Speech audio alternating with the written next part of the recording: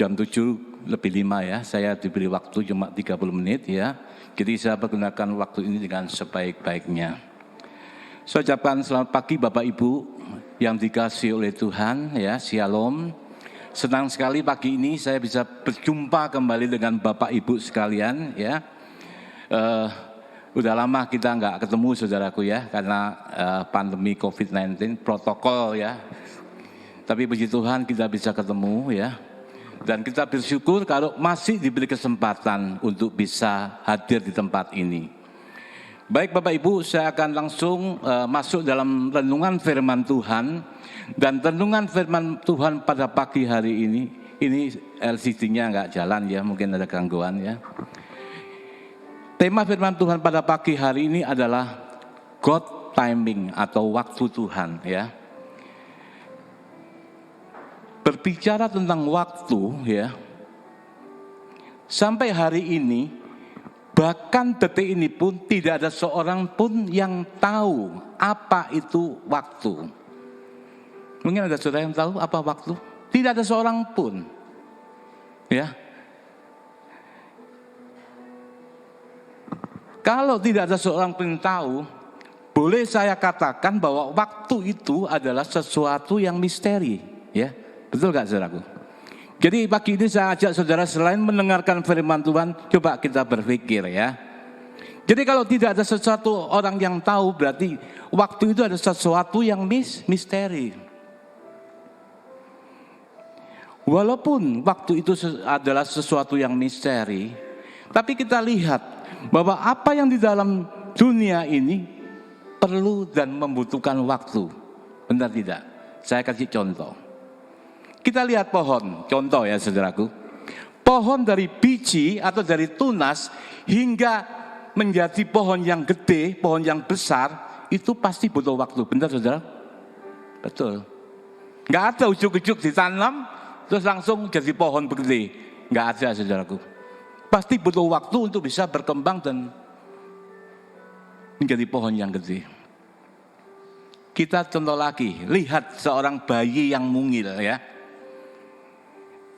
Pertemuan antara sperma dan sel telur hingga melahirkan seorang bayi itu juga butuh waktu. Benar nggak? Berapa bulan? 9 bulan 7 hari atau 9 bulan 10 hari. Itu menurut prediksi dari dokter. Butuh waktu. Kemudian kita lihat dalam seluruh aspek kehidupan manusia itu juga membutuhkan waktu. Bagaimana ibu-ibu yang ke pasar? Butuh waktu enggak? Pilih-pilih sayur, pilih-pilih ikan, butuh waktu. Masak juga butuh waktu, dirajang ya, digoreng dulu hingga menjadi suatu hidangan di atas meja, butuh waktu. Bagaimana yang mau menikah? Mungkin hari ini ada yang menikah ya Pak ya. Pastinya apa? Menunggu waktu. Oh harinya mendekati atau gemetar biasanya, menunggu waktu. Dan bagaimana orang yang sedang membangun? Juga membutuhkan waktu agar bangunan itu bisa selesai. Bapak Ibu, saudara-saudari yang dikasihi oleh Tuhan ya. Kalau kita lihat, semua berkata waktu. Semua fokus pada waktu. Ada apa dengan waktu? Ya, ada apa dengan waktu? Sehingga muncul suatu pertanyaan-pertanyaan, apakah waktu itu ciptaan Tuhan? Bagaimana kita yang lemah ini harus berhadapan dengan suatu yang misteri? Kalau sampai hari ini dikatakan tadi, tidak seorang pun yang bisa menguasai waktu. Tetapi justrulah waktu itu yang menguasai dan melingkupi segala aspek kehidupan kita. Ya. Kita baca satu ayat ya. Di dalam Pengkhotbah 3 ayat yang ke-11. Pengkhotbah 3 ayat yang ke-11. Ya, saya akan cepat ya, saudara bisa buka dengan cepat. Demikian bunyi firman Tuhan. Dikatakan, Ia membuat segala sesuatu indah pada waktunya, bahkan Ia memberikan kekekalan dalam hati manusia, Tetapi manusia tidak dapat menyelami pekerjaan yang dilakukan Allah dari awal sampai akhir. Ia membuat segala sesuatu indah pada waktunya. Ya, apa artinya? Jadi kalau dari ayat ini saya dapat menyimpulkan apa itu sebenarnya waktu. Ya, dikatakan ia membuat segala sesuatu jamak, saudaraku ya. Ini nanti saya jelaskan, ini adalah tentang proses penciptaan Allah. Ia membuat segala sesuatu indah pada waktunya. Jadi dari perkataan ini kita berpikir ya saudaraku, ia membuat segala sesuatu indah pada waktunya.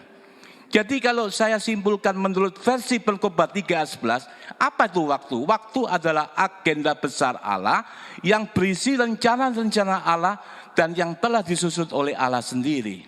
Ya, agenda besar Allah yang berisi rencana-rencana Allah yang telah disusun oleh Allah sendiri, itu adalah waktu. Dan kalau kita membaca Pengkhotbah 3 ayat sebelumnya, yaitu ayat 1 dan seterusnya, dikatakan bahwa apapun yang ada di dalam dunia itu ada waktunya. Dikatakan ada waktu menangis, ada waktu tertawa. Ada waktu menanam, ada waktu mencabut. Ada waktu merombak, ada waktu membangun dan seterusnya. Jadi waktu sebenarnya menurut versi Pengkhotbah 3 ayat 11 adalah agenda besar Allah yang berisi rencana-rencana Allah yang telah disusun oleh Allah sendiri. Ya. Pertanyaan tadi, apakah waktu ciptaan Allah Tuhan yang menciptakan? Ya. Dikatakan di dalam Pengkhotbah tadi kembali lagi, ia membuat segala sesuatu. Artinya apa? Segala sesuatu itu jamak. Ini adalah proses penciptaan Allah. Di dalam Kejadian 1 ya, kalau kita membaca mulai bahwa dikatakan Allah menciptakan langit dan bumi. Bumi dalam keadaan kosong tidak berbentuk, kemudian Roh Allah melayang-layang di atas permukaan air, maka berfirmanlah jadilah terang, terang itu jadi. Kemudian Allah memisahkan terang dari gelap, kurang lebihnya ya saudaraku. Maka Tuhan melihat terang itu baik. Tanya, itulah hari yang pertama dikatakan. Kemudian Tuhan menciptakan cakrawala dan sebagainya ya. Itulah Tuhan melihat segala sesuatu baik lagi adanya. Itulah hari kedua. Dan sampai seterusnya sampai hari ke-6. Saudara bisa lihat ya, Tuhan di dalam proses penciptaan ini juga membutuhkan waktu. Berapa hari? 6 hari.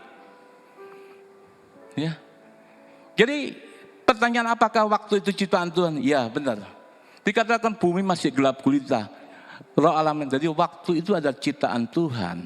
Hari pertama, hari kedua dan sampai hari ke-6 itu berbicara tentang waktu.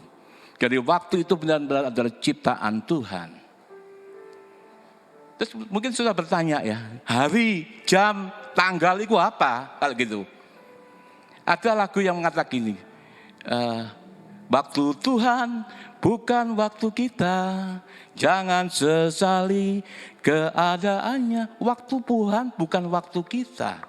Jadi ada waktu Tuhan, ada waktu kita. Apa bedanya? Ya, manusia diciptakan oleh Tuhan pada hari yang ke-6. Walaupun diciptakan pada hari yang terakhir, manusia itu ada ciptaan yang paling mulia. Dan ciptaan yang memiliki derajat yang tinggi dibandingkan dengan ciptaan-ciptaan yang lain. Kenapa? Karena manusia memiliki kelebihan yang tidak dipunyai oleh ciptaan-ciptaan lainnya. Yaitu apa? Akal budi dan kehendak atau keinginan. Jelas saudaraku ya. Manusia diciptakan memiliki derajat yang tinggi karena mempunyai kehendak dan akal budi. Nah, dengan akal budi ini manusia berupaya, perhatikan saudaraku, manusia berupaya untuk menghitung putaran demi putaran dari benda-benda angkasa yang sudah Tuhan ciptakan tadi. Ya, maka itulah yang disebut apa? Hari.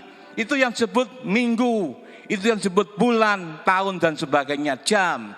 Itu yang disebut dengan hari tanggal. Jadi hari, minggu, bulan, jam itu adalah ciptaan manusia. waktu kita.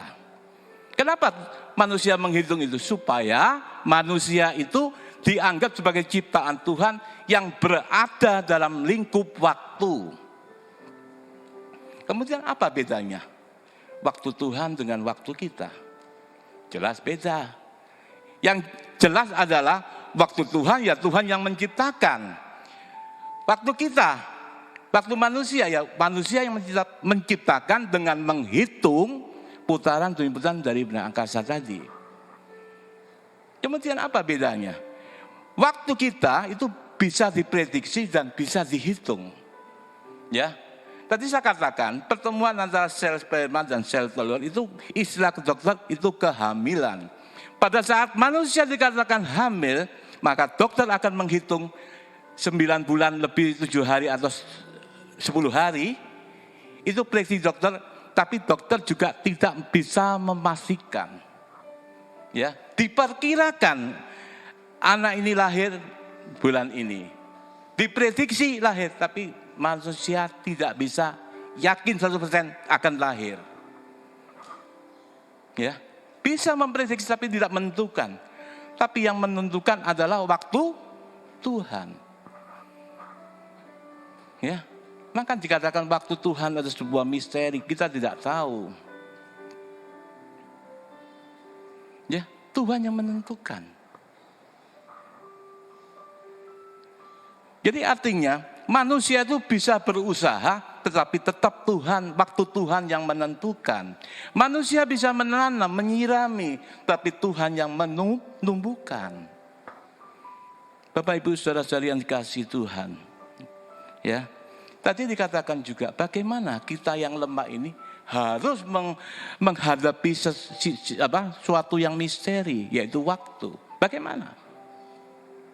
Kita bisa melihat di Pengkhotbah 3 ayat 11 tadi dikatakan, ia membuat segala sesuatu indah pada waktunya, bahkan ia memberikan kekekalan kepada mereka. Tapi artinya apa? Memberikan kekekalan. Kita yang lemah itu bagaimana menghadapi waktu yang misteri ini? Tuhan katakan akan memberikan kekekalan di dalam hati mereka. Apa artinya? Artinya adalah Tuhan memberi bekal kepada kita menempatkan di dalam hati manusia suatu keinginan. Perhatikan, memberikan kekekalan dalam hati mereka itu Tuhan menempatkan suatu keinginan yang mendalam akan segala sesuatu yang melebihi hal duniawi. Artinya sesuatu yang rohani. Atau dengan lebih gamblang lagi, kerinduan yang besar untuk mengenali apa yang menjadi rencana Tuhan di balik semua yang terjadi. Ya. Di balik semua yang terjadi.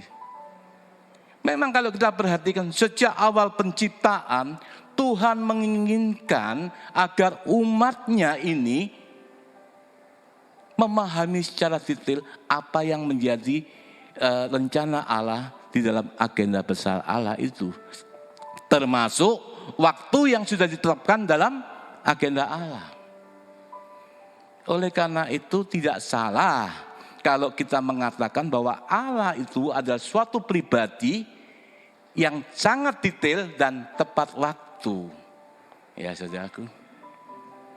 Jadi jelas bagaimana kita bisa menghadapi Tuhan membekali kita dengan di dalam hati sesuatu yang rohani untuk bisa mengerti. Ya. Kemudian bagaimana kita mensikapi waktu ini? Waktu Tuhan, bagaimana kita mensikapi? Ya. Jadi dikatakan dalam apapun di dalam dunia pasti membutuhkan waktu. Tuhan menciptakan segala dunia dengan segala juga membutuhkan waktu. Bapak Ibu saudara-saudari yang dikasihi, untuk sukses saja itu juga butuh waktu saudaraku. Untuk menjadi sukses itu juga butuh waktu. Kalau sudah tiba waktunya pasti tibalah waktu sukses. Ini yang disebut indah pada waktunya. Ya. Jadi Dikatakan agenda Tuhan berarti tidak bisa dibalik-balik. Ini suatu jadwal yang sudah diterapkan oleh Tuhan sendiri, tidak bisa dibalik-balik. Karena dikatakan di dalam Kejadian itu baik.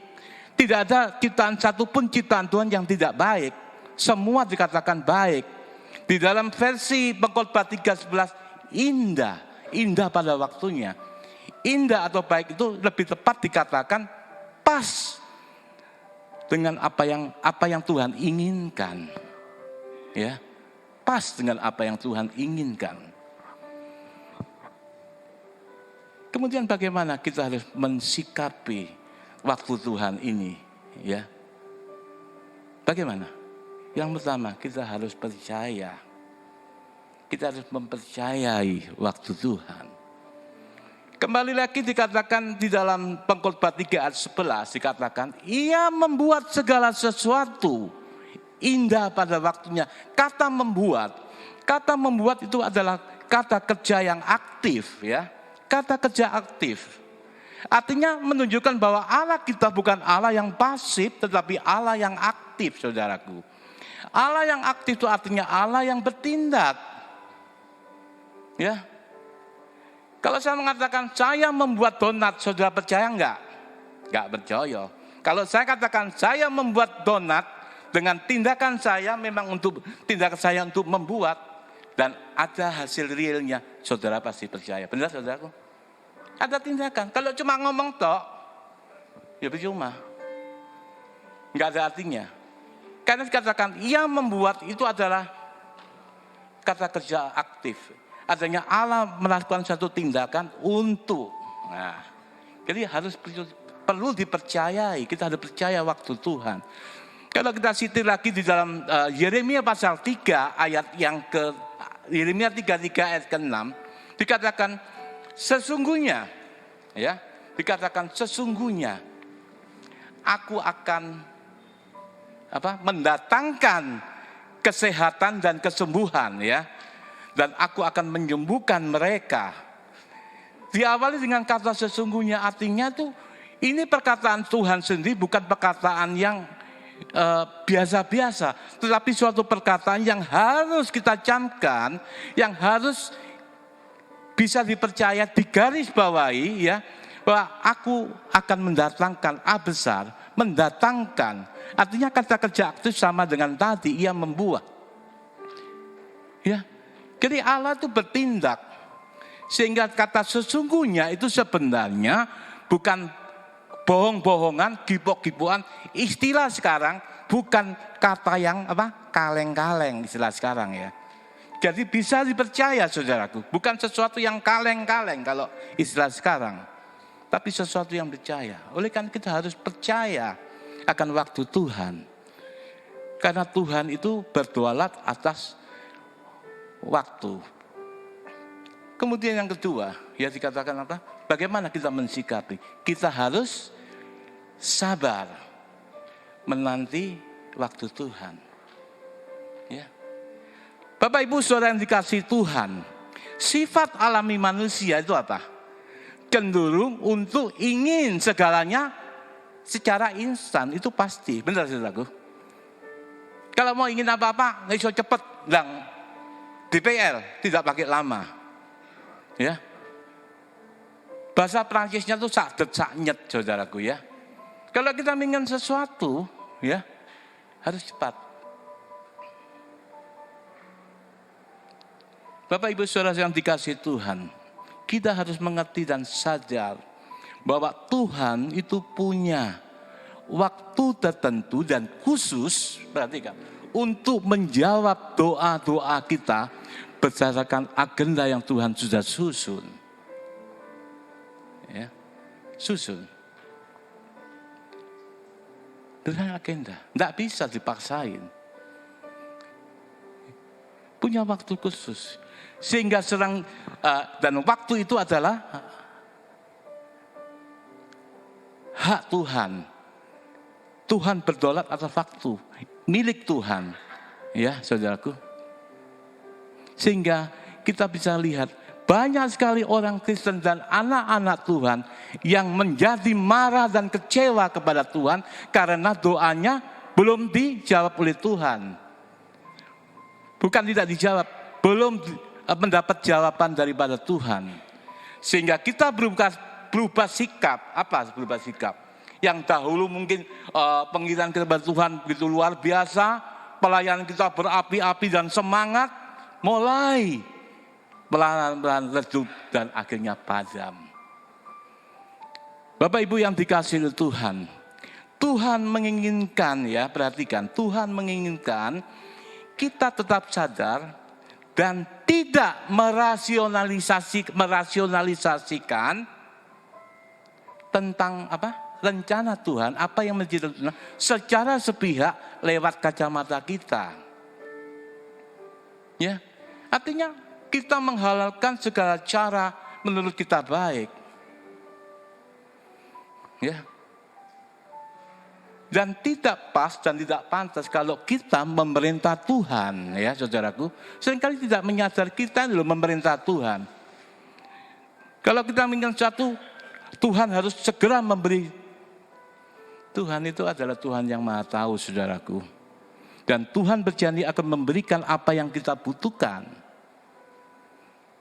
Ya, kita butuhkan. Dan Tuhan jauh lebih tahu ya apa yang terbaik untuk kita. Yang terbaik untuk manusia belum terbaik bagi Tuhan, tapi Tuhan tahu apa yang terbaik. Seringkali kita tidak sadar, ya kita suka memerintah Tuhan, ya kita tidak sadar kalau kita ini adalah ciptaan, bukan pencipta. Sebagai ciptaan kita harus tunduk pada pencipta. Maka dikatakan di dalam ayat berikutnya 3 ayat 11 tadi, tetapi manusia tidak dapat menyelami, dikatakan apa yang dikerjakan Allah pada waktu awal dan akhir, tidak dapat menyelami. Walaupun manusia itu dilengkapi dengan akal budi, dilengkapi dengan derajat kemampuan yang tinggi, tetapi tetap manusia mempunyai keterbatasan. Kenapa? Supaya manusia itu tidak sombong. Ya saudara, tidak sombong. Ya, jadi tidak sombong. Seringkali kita lupa. Ya, bila melalui firman Tuhan yang singkat ini, ya, kita boleh belajar untuk tetap percaya dan sabar menanti waktu Tuhan. Ya. Jadi keberhasilan seseorang kalau kita simpulkan itu tergantung dari apa? Harus menunggu waktu yang Tuhan tentukan. Ya. Jadi kita belajar sabar menanti walaupun saat ini mungkin kita belum mendapat jawaban yang pasti dari Tuhan. Belum ada perubahan, ya, yang signifikan dalam kehidupan manusia ini. Tapi percayalah, Tuhan akan membuat segala sesuatu indah pada waktunya. Amin. Karena waktu ini adalah waktu Tuhan, ya. Tidak bisa kita akan belajar bahwa waktu ini tidak bisa disetir oleh kita. Itu haknya Tuhan. Ya, Tuhan memiliki kedaulatan tentang waktu ini. Jadi jangan salah, ya. Minta doa dijawab.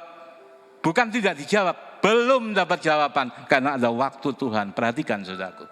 Dan kita harus disadarkan melalui firman Pengkhotbah 3:11 bahwa segala sesuatu itu ada waktunya. Biarlah melalui firman Tuhan yang singkat ini, ya, kita boleh belajar, kita mengaminkan dan mempercayai firman Tuhan, ya. Amin. Mari kita bangkit berdiri, kita nyanyikan satu pujian, waktu Tuhan bukan waktu kita.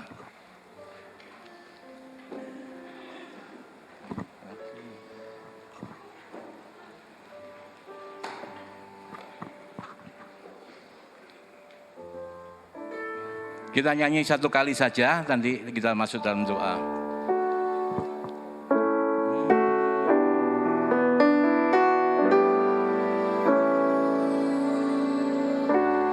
Bukan waktu kita, jangan sesali keadaannya. Untuk semua ada waktu Tuhan. Tetap setia mengandalkannya.